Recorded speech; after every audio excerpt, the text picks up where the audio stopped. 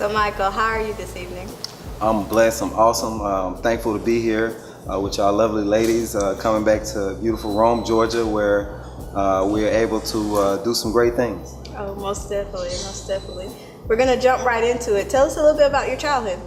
Well, I was born in Frankfurt, Germany. I grew up right here in Rome, Georgia, beautiful Rome, Georgia, where I learned a lot, where I eventually migrated to Atlanta, Georgia, and decided to plant my seeds and decided to make my home. But this has always been a fun part of my heart and part of my home, and met some great people. Hey, well, speaking of great people, who are some of your personal and political influences? First, my personal political influence is my father, who has been a member of the Georgia House of Representatives for the last 12 years and gave me my opportunity. And another person that I love to admire in the political game is former President Barack Obama. He motivated, he galvanized, and he just uplifted us and put us in a lot of great positions to be people that want to be influential ourselves. Okay. So you recently announced that you would be running for state senate. What let you know that now was the time to do that? Well, sitting on the sideline was unacceptable. Now is time when we need it more than ever, when people are paying attention to politics. Now is a time when we have to step back and try to help our younger generation come into their own, and we do that by engaging them, helping them be aware, and helping them understand politics from every perspective. Okay. So had you always had political aspirations? I think I wanted to be a lawyer when I was younger because I was very debative and argumentative, or I thought I wanted to be a preacher. But once my father was elected into the Georgia House of Representatives, I learned the legislative process. I learned how important it was. I learned that it affected each and everything that we do. So that was my motivation to want to get involved, and plus to make a difference in my community. Okay, so what other experience do you have, personal or work related, that you think would help you be successful if elected? Well, first and foremost, I'm a father, so I think that's a personal experience because you have to deal with your kids and how every little curve that's getting thrown at you. And I got two daughters, so we'll get in. One just turned 16 and one is 7. But I've been a political consultant for the last 8 years, where I've been running campaigns from behind the scenes, from A to Z, and also just being in that environment, walking into the Capitol, learning how legislation starts and how it gets to become a bill and gets on the governor's desk and those things. So that is part of my experience with that, and just being a community person, somebody that loves their community. Also, the youth, just reaching back out to the youth, giving them something to do.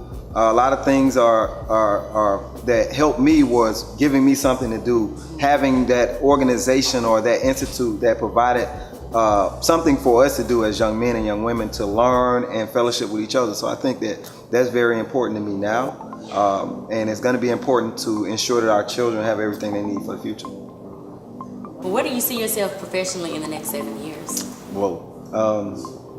First of all, I see myself as being a Georgia State Senator in 2018, and then going 2 or 3 terms, working very hard for the people of District 35 in the state of Georgia, and turning around and preparing another young man and young woman to come into realms and to take over for me, and maybe I end up in Washington, D.C., maybe I just end up being a strong person in the community, but I do plan on in 5 to 7 years making sure that I'm setting up the next generation to be able to take over. I understand that you're running for District 35, but being that Rome is your hometown, what can we do to help support your campaign? Good question.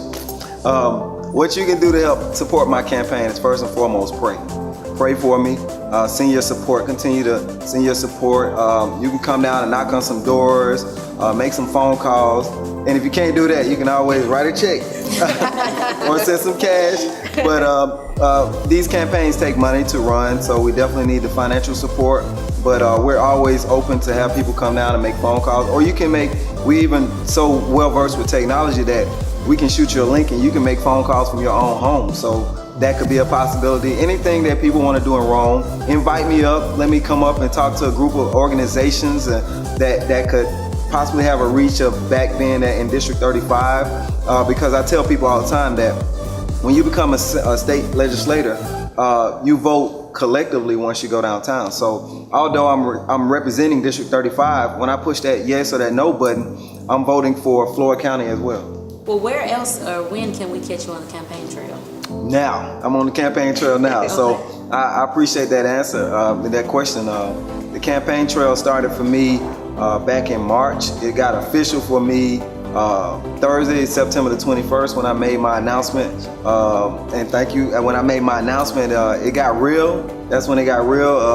I don't know if you saw that, but when I said District 35 as a Georgia State Senator, it was something real that came out of me. And I mean, I've been kept and protected for so long that to be able to have that opportunity meant a whole lot to me. So the campaign trail started day one.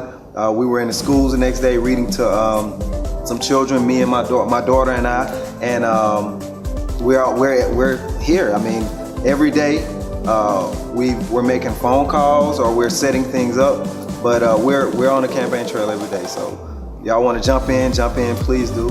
Any way you want to, any way you can. Well, we appreciate you taking the time out your day to speak with us. It's been a pleasure. Anything else you'd like to add? Vote. We got to raise the voter turnout.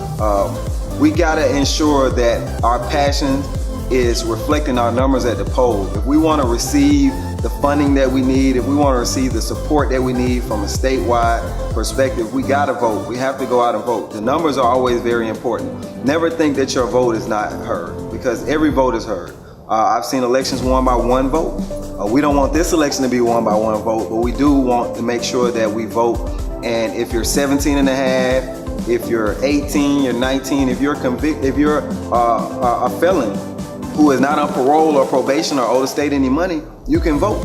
There is no reason why we should not vote. We have to make sure we turn out. And when we vote, we don't only want to vote, but we want to learn about who we're asking to vote for. We want to learn about how we can get involved and how we can be effective and eventually, stepping into the Rams and running for seats ourselves. So whenever somebody asks you to vote, do your research. Okay, on behalf of myself and Micheal, we'd like to thank you guys for tuning in. Stay tuned for our next interview. Thank you.